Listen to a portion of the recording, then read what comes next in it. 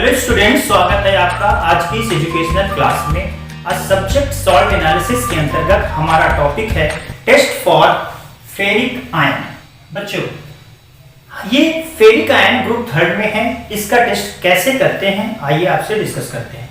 तो आपने कहावत तो सुनी होगी बच्चों कि वृंदावन में रहना है तो राधे राधे कहना है। सर, ये कहावत कहां से आ गई? अरे कहावत से ही तो माहौल बनेगा। तो यदि आपको टेस्ट करना है तो सबसे पहले आपको क्या लेना पड़ेगा? एक टेस्ट ट्यूब। सबसे पहले आप एक टेस्ट ट्यूब लेंगे अच्छी सी, और उसमें लेंगे थोड़ा सा सॉल्ट सोल्यूशन। सर थोड़ा सा कितना? लगभग 2 ml। आप इसमें क्या लेंगे? सॉल्ट सोल्यूशन ले लेंगे। ठीक है सर, सॉल्ट सोल्यूशन 2 ml ले लिया। सर सॉल्ट सोल्यूशन कैसे बनाते हैं? आप थोड़ा सा सॉल्ट लेंगे और उसको हम डिस्टिल वाटर में मिक्स करेंगे तो सॉल्ट सोल्यूशन हमारा प्रिपेयर हो जाता है। अच्छा, अब इसमें हम पहले मिलाएंगे आपका HNO3, कंसंट्रेट HNO3 सोल्यूशन मिलाएंगे बच्चों। अब सर कंसंट्रेट HNO3 सोल्यूशन मिलाने से क्या होगा? अगर इन द केस इसमें Fe+2 यानी फेरस आयन है तो वो कन्वर्ट हो जाएंगे फेरिक आयन में। सर इसको कन्वर्ट करने की क्या जरूरत है? जरूरत है बच्चों, अगर हम फेरस जो Fe+2 आयन होता है वो कंप्लीटली प्रेसिपिटेट नहीं होता तो फिर ग्रुप 3 से आगे ग्रुप 4 में बढ़ जाता है, जिससे फिर हमको ग्रुप 4 के एनालिसिस में प्रॉब्लम आती है। अच्छा सर ठीक है, फिर क्या करेंगे? फिर कंसंट्रेट HNO3 मिलाएंगे और साथ में हम मिलाएंगे NH4Cl मिलाएंगे। ये भी मिलाएंगे 2 ग्राम सॉलिड फॉर्म में मिलाते हैं और फिर इसको आप हीट करेंगे और हीट के साथ कूल करेंगे। साथ में आप एक तीसरा भी चीज मिलाएंगे, वो है NH4OH। बच्चों आयरन जो है वो ग्रुप 3 में आता है, जिसका ग्रुप रिएजेंट होता है NH4Cl और साथ में NH4OH।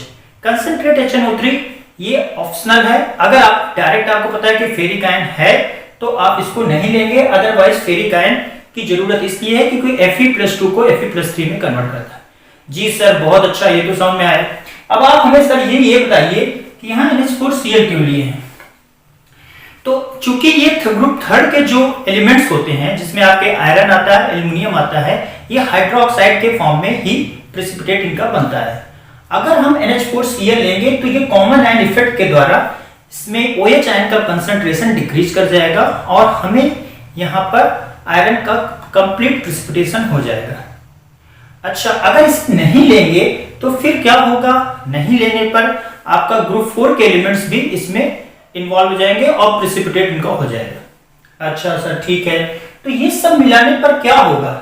ये सब चीजें आप मिला देंगे इसमें तो फिर क्या होगा? यहाँ हमको एक प्रेसिपिटेट मिलेगा और वो प्रेसिपिटेट किस कलर का रहेगा? वो ब्राउन प्रेसिपिटेट हो जाएगा। तो बच्चों कैसे करेंगे आइए देखते हैं। तो आपका सपोज कीजिए कि आपके सॉल्ट में है Fe+3 आयन। तो सर ठीक है, हमारे में Fe+3 आयन है।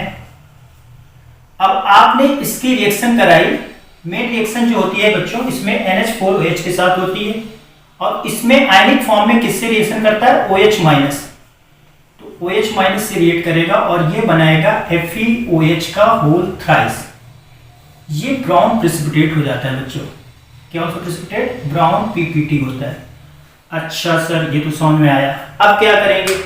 तो सीधा सा अपना कॉन्सेप्ट है कि जब भी कोई प्रेसिपिटेट आता है तो हम प्रेसिपिटेट को सेपरेट कर देते हैं सॉल्यूशन से और फिर उसको पर्टिकुलर सॉल्वेंट में डिसॉल्व करेंगे। तो यहां भी हम अप्लाई करेंगे। ये जो ब्राउन प्रेसिपिटेट है बच्चों, इसको आप HCl में हाइड्रोक्लोरिक एसिड में डिसॉल्व करेंगे मिनिमम अमाउंट। इसके मिनिमम अमाउंट्स में डिसॉल्व करेंगे और डिसॉल्व करने के बाद बच्चों फिर आगे टेस्ट कंसीडर करेंगे। तो जब डिसॉल्व करेंगे तो रिएक्शन क्या होगी बच्चों आपको बता दूं। तो ये FeOH का होल थ्राइस जो है 3HCl के साथ रिएक्ट कर लेगा और बनाएगा आपका FeCl3। ये डिसॉल्व प्रेसिपिटेट हो जाएगा, यही चीज इसमें डिसॉल्व हो जाएगी, सॉल्यूशन बनेगा। हाँ बच्चों, अब फिर इसके बाद आपका निकलेगा 3 वाटर की मॉलिक्यूल। अच्छा सर ठीक है, हमारा प्रेसिपिटेट डिसॉल्व हो गया। अब जो ये आपका डिसॉल्व प्रेसिपिटेट है बच्चों, प्यारे बच्चों, जो डिसॉल्व सॉल्यूशन हो जाएगा, सॉल्यूशन उसको आप 2 पार्ट में बांट देंगे। कितने पार्ट में बांटेंगे बच्चों? 2 पार्ट में। क्या सर, क्या खूब जमेगा रंग जब हम 2 लोग बैठेंगे, 2 पार्ट में बटेगा और साथ में होगा FeCl3 का सॉल्यूशन। जी सर, बिल्कुल, बहुत अच्छा। अब आप कह रहे हैं कि इसमें हमने 2 पार्ट में बांट दिया। ठीक सर, चलिए, एक पार्ट ये हो गया, इसमें FeCl3 का सॉल्यूशन है और एक पार्ट ये है। ठीक है सर, इसमें भी FeCl3 का, ये आपका हो गया बच्चों फर्स्ट पार्ट और ये हुआ आपका सेकंड पार्ट, इधर हुआ सेकंड पार्ट। अच्छा सर, ये तो समझ में आ गया। अब क्या करेंगे? अब करना क्या है बच्चों, इसी डिसॉल्व सॉल्यूशन में हम 2 चीजें मिलाएंगे। पहले तो हम इसमें मिलाएंगे बच्चों K4FeCN का होल 6। सर ये क्या है? ये तो थोड़ा कठिन लग रहा है बच्चों, इसका नाम आप पढ़ सकते हैं। कैसे होता है? Potassium ferrocyanide. तो ये आप मिला देंगे इसमें, पोटेशियम फेरोसाइनाइड। पोटेशियम फेरोसाइनाइड मिला देंगे तो क्या होगा सर? आइए देखते हैं। तो रिएक्शन के माध्यम से देखते हैं कि FeCl3 में पोटेशियम फेरोसाइनाइड मिलाने पर क्या होगा। तो चलिए, तो हमारे पास था फेरिक क्लोराइड, ये जो डिसॉल्व सब्सटेंस था, इसमें आपने मिला दिया K4FeCN का होल 6। ठीक है बच्चों, अब इसको जब बैलेंस करेंगे तो इसके हम लेंगे 4 और इसके लेते हैं हम 3 मॉलिक्यूल, तो 12 KCl निकल जाएगा। पहले तो आप ये लिख लीजिए, तो 12 KCl निकल गया सर। अच्छा सर, अब बचेगा क्या? तो बचेगा क्या सर? देखिए, Fe के कितने हैं? 4, तो यहां बनेगा Fe4 और यहां आपका बनेगा FeCN का होल 6 और पूरे का पावर 3। ये इसको बोलते हैं फेरिक फेरोसाइनाइड। अब बच्चों ये होता है आपका ब्लू कलर का प्रेसिपिटेट होता है, पर्शियन ब्लू भी कहते हैं, पर्शियन ब्लू।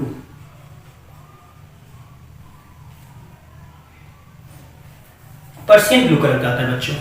तो यहां से आपका एक कंफर्म हो गया बच्चों कि पर्शियन ब्लू कलर का हमारा जो है प्रेसिपिटेट आया।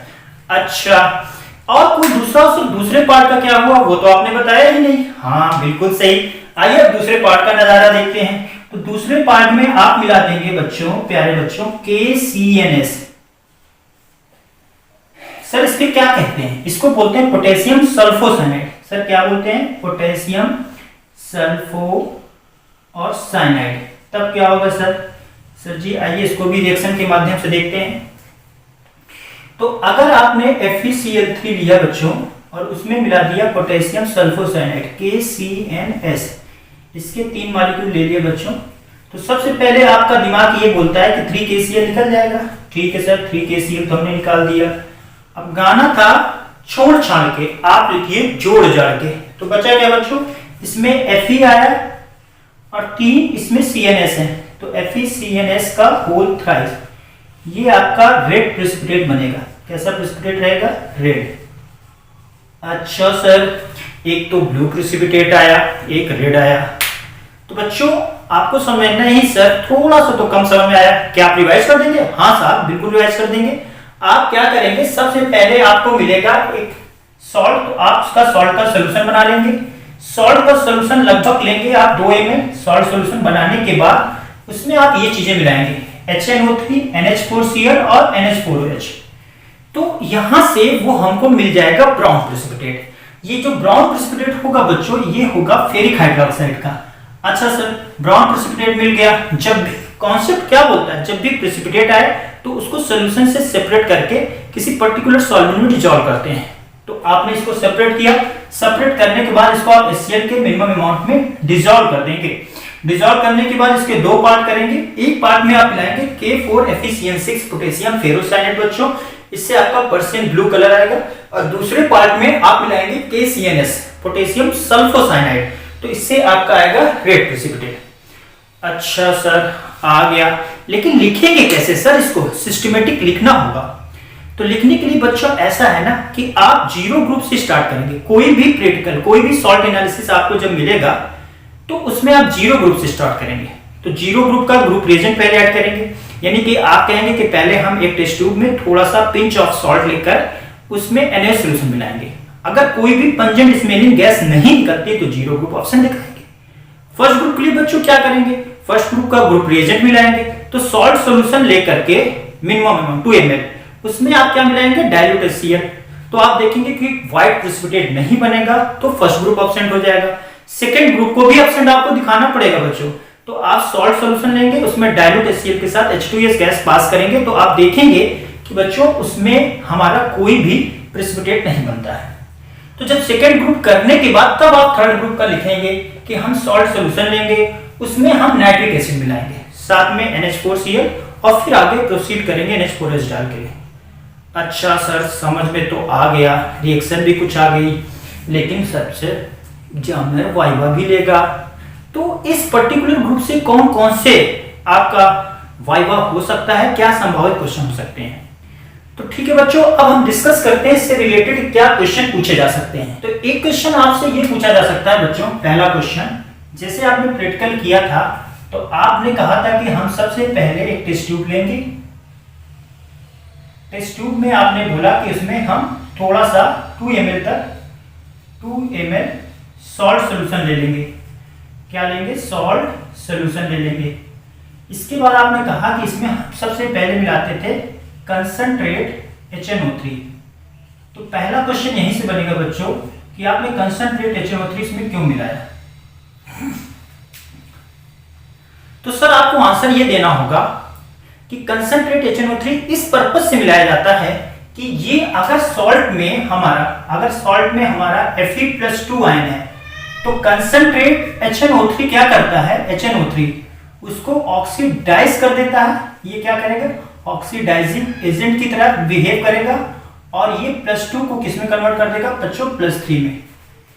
तो ये पहला क्वेश्चन होगा, कंसंट्रेट HNO3 का यूज। अच्छा, दूसरा फायदा प्रेसिपिटेशन में भी मदद करता है। तो आप गुड सर। अब अच्छा आप ये बताइए सर, हमको ये जरूरत ही क्यों महसूस हुई, हम क्यों Fe+2 को Fe+3 में कन्वर्ट करें। तो इसका आंसर ये है कि Fe+2 जो होता है उसका हाइड्रोक्साइड जब लेंगे तो फेरस हाइड्रोक्साइड होगा, ये कंप्लीटली प्रेसिपिटेट नहीं होता, तो कुछ ना कुछ आयरन जो होता है वो अभी भी बचा रहता है और सोल्यूशन के फॉर्म में एग्जिस्ट कर जाता है आपका, और ग्रुप 4 में इंटर करके आपको परेशानी कर सकता है। तो इसलिए हम लोग पहले क्या करते हैं, फेरस को किस में कन्वर्ट कर लेंगे बच्चों, फेरिक में। अच्छा सर ठीक है, ये तो समझ में आया, लेकिन आपने ये नहीं बताया सर कि इसमें हम NH4Cl क्यों मिलाते हैं। NH4Cl आपने बताया था कि हम इसमें थोड़ा सा NH4Cl मिलाएंगे और उसको हम हीट करके फिर कूल करेंगे, तो सर ये क्यों मिलाते हैं। तो बच्चों इसमें हम NH4Cl और साथ में NH4OH मिलाते हैं, उसका रीजन ये है कॉमन आयन इफेक्ट। तो आप ये समझेंगे कि कॉमन आयन होता है, पहले अगर आप NH4Cl को तोड़ेंगे बच्चों, तो जो तोड़ेंगे तो चूंकि ये स्ट्रॉन्ग इलेक्ट्रोलाइट है तो ये बनाएगा आपका NH4+ और Cl- आयन। अच्छा, जो वीक इलेक्ट्रोलाइट है वो क्या हो गया, NH4OH। तो वीक इलेक्ट्रोलाइट जो होता है बच्चों उसमें दोनों साइड एरो बनाते हैं, ये आपको पता होगा। तो यहां से बनता है NH4+ और OH-। अब प्यारे बच्चों आपने पढ़ा है कॉमन आयन इफेक्ट। सर हम तो पढ़े थे पर भूल गए, क्या फिर से बता देंगे। जी सर बिल्कुल बताएंगे। तो यहां पर अगर आप गौर से देखेंगे तो यहां पर NH4+ क्या हो गया, कॉमन आयन हो गया। ये क्या हो गया, कॉमन आयन हो गया। तो बच्चों कॉमन आयन होने से प्रोडक्ट साइड का कंसंट्रेशन बढ़ गया, विद रिस्पेक्ट टू हम इस इक्वेशन की बात कर रहे हैं NH4H। तो यहां पर इसका कंसंट्रेशन बढ़ गया तो रिएक्शन किधर जाएगी, बैकवर्ड, यानी in presence of common ion dissociation of weak electrolyte जो होगा बच्चों फर्दर डिक्रीज कर जाएगा या सप्रेस्ड कर जाएगा। तो इस केस में हम लोग इसको मिलाते हैं क्योंकि हम OH आयन को कंट्रोल कर सकते हैं NH4Cl मिला करके। जी सर ये भी समझ में आ गया। अच्छा सर आप बताइए सर, क्या NH4OH की जगह कुछ NH4Cl की जगह, माफ करिएगा, NH4Cl की जगह सर कुछ और रिएजेंट हम मिला सकते हैं।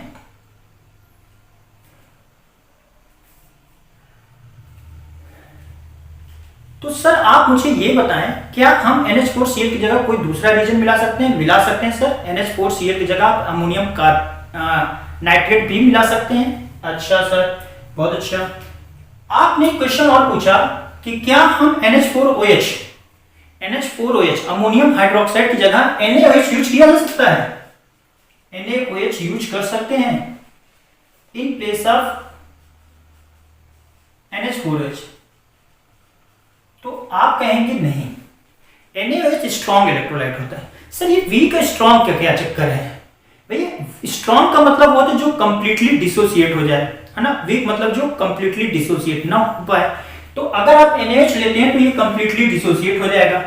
तो इससे हमारा जो है प्रेसिपिटेशन ग्रुप 3 के अलावा ग्रुप 4 और 5 का भी आ जाएगा। ठीक है, OH आयन कंट्रोल में नहीं रहेंगे। अच्छा सर, तो इसलिए हम लोग इसको नहीं यूज कर सकते। ठीक है सर, बहुत अच्छा। सर ये ग्रुप रिएजेंट क्या होते हैं? ग्रुप रिएजेंट सर किसी भी ग्रुप के पेरेंट्स होते हैं, आप ये कह सकते हैं उनके माँ बाप होते हैं, किससे उस ग्रुप का आइडेंटिफिकेशन होता है। ग्रुप 3 में ग्रुप रिएजेंट क्या होता है? तो ग्रुप 3 में ग्रुप रिएजेंट आप देख लीजिए, आप यहाँ पर NH4Cl और साथ में आप तीसरा जो ग्रुप रिएजेंट इसमें मिलाएंगे वो है अमोनियम हाइड्रोक्साइड। सर इसको हम, अगर आपको ये पता कि फेरस नहीं है, फेरिक डायरेक्ट है, तो आप इसको ऑप्शनल के रूप में कर सकते हैं। ये मिलाने का मेन सेंस यही है कि फेरस को फेरिक में कन्वर्ट करें। बच्चों आपको कैसा लगा ये वीडियो लेक्चर, आप जरूर बताएं कमेंट्स के माध्यम से। अगर ये आपको पसंद है तो इसे लाइक करें और अपने दोस्तों के साथ शेयर करें। हाँ, अगर आपके कोई सुझाव है तो वो भी जरूर बताएं। आशा और पूरी उम्मीद है कि आपको लेक्चर पसंद आया होगा। थैंक यू और नमस्कार। नेक्स्ट टर्न पर हम अगले सॉल्ट के बारे में आपसे डिस्कस करेंगे। Thank you.